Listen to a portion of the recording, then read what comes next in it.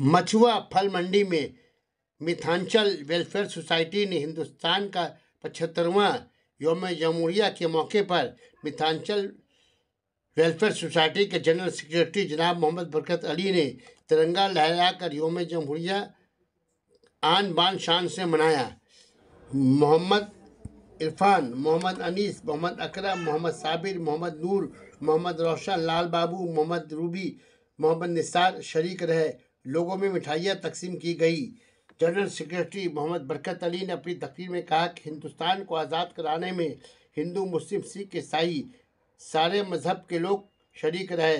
बदकिस्मती से उस वक्त RSS अंग्रेज़ों की दलाली कर रहे थे। आज ऐसा वक्त आ गया है कि वही RSS और BJP मज़हब के नाम पर हिंदुस्तान की एकता, भाईचारगी को तोड़ना चाहती है, पर जब तक सेकुलर ताकत जिंदा है वो अपने मकसद में कामयाब नहीं हो पाएंगे।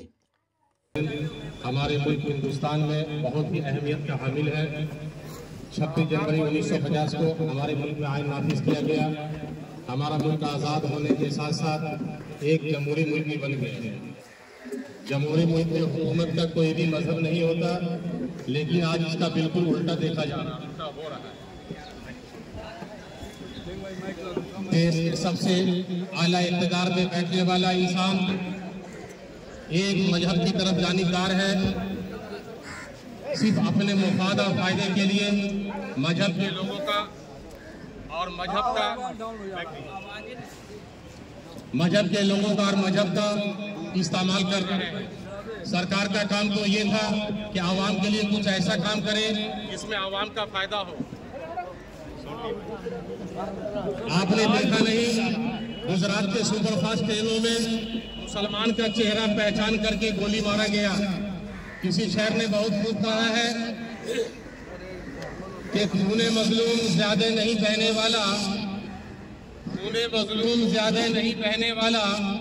जुल्म का दौर ज्यादा नहीं रहने वाला, इन अंधेरों का जिगर चीर कर नूर आएगा, और ये है फिरौन तो मूसा भी जरूर आएगा। हालात तो इंशाअल्लाह बदलेंगे। हालात तो इंसान की जिंदगी का हिस्सा है।